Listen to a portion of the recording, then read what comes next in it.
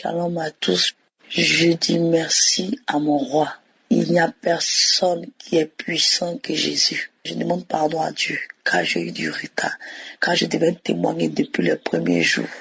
Oh frères et sœurs, vous voyez, il y a des maladies, quand vous entendez, on a l'impression que ça arrive seulement aux autres. On se dit que c'est des choses qui sont éloignées de nous.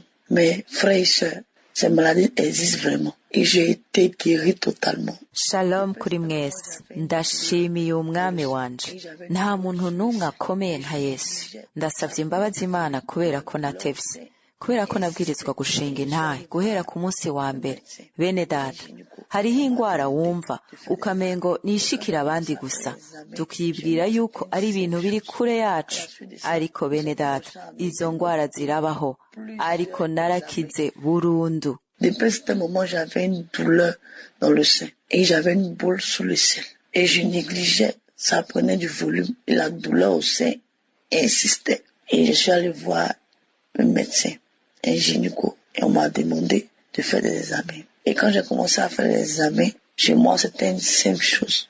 À la suite de ça, ils ont commencé à me demander plusieurs examens, des examens difficiles, des examens approfondis. Haraciye igihe nari mfise ububabare kw'ibere hamwe n'akavyimba kw'ibere nkabifata mineneko kagakomeza kuvyimba ububabare bwo kw'ibere bukagumaho. Naragiye kuraba umuganga w'umuginekologe baransaba kugirisha ibipimo. Igihe natangura kugirisha ibipimo kuri jewe vyari ibintu bisanzwe. Inyuma y'ivyo batanguye kunsaba kugirisha ibipimo vyinshi, ibipimo bigoye, ibipimo vyimbitse. Bari batanguye no gukoresha amajambo yo kwa muganga ntashobora gutahura. Nta kindi nakora atari kugirisha ivyo bipimo. Ivyo bipimo birazimvye, nobabwira ko bizimvye cane kandi bigoye. À la suite de tous ces examens-là, les médecins ont déclaré que j'avais le cancer du sein. Frères et sœurs, je ne souhaite à personne de passer par là. Et après ça, j'ai commencé à me lamenter, j'ai commencé à paniquer, j'ai commencé à trembler. Inyuma y'ivyo bipimo vyose abaganga barambariye yuko mfise kanseri y'ibere. Bene data, sinokwifuriza umuntu n'umwe guca aho hantu. Inyuma y'ivyo naciye ntangura kwidodomba, ntangura kugira ubwoba, ntangura guhagarika umutima, ntangura kuguma ndavyibuka uko umwanya uhera. Abanyegereye batangura kuntera intege ngo nizere Imana. Ndasubira ndumviriza kanguka, ntangura gusengana nayo. Uko nasenga niko numva nkeneye kugirisha ibindi bipimo. Nari mfise ukwizera, nkasengera mu mutima, nkahamagara Imana, nkayihezagira, nkayishira hejuru.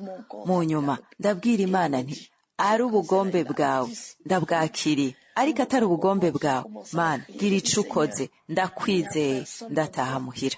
Quelque temps après, ils m'ont rappelé de revenir faire d'autres examens encore.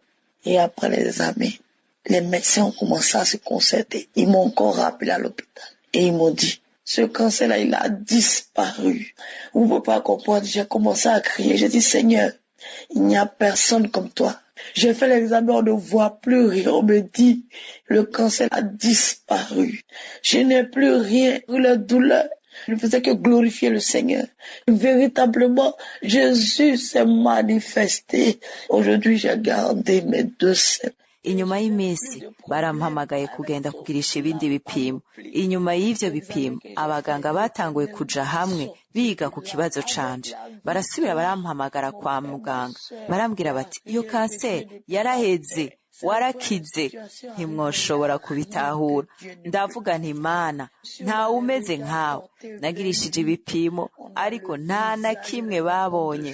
Bambwiye ati kanseri yarazimanganye, ntayikirimwo, ibintu vyazimanganye hamwe n'ububabare. Nta kindi nariko ndakora, nakomeza gushima Imana. Mu vy'ukuri Yesu yari yerekanye uno munsi amabere yanje ameze neza kandi nta kibazo na kimwe ngifise. Hamwe n'ibipimo vyose nagirishije, Uhoraho yarankuye aho hantu, mfise intsinzi. Bene data, nta kintu na kimwe Imana idashoboye gukora. ni ukuri harabaho ibihe bigoye ariko nta kidashobokera Imana. Igihe cyose tumuhanze amaso, mu maso hacu haragaragaza umunezero. Ukugira neza kwiwe ntikwarangiye, imihezagiro yiwe ntirarangira, yamara imishasha uko bukeye mu buzima bw'abana biwe. Uwo muhezagiro wabaye mushasha mu buzima bwanje. Narabohotse, ndakira kanseri y'ibere. Ndashimiye cyane ekipe Kanguka, ndashimiye Uhoraho Nyeningabo biciye ku mwana wiwe akomeza gukora. Ivyo yankoreye izobikora ku bantu bose bizera Yesu Kristo.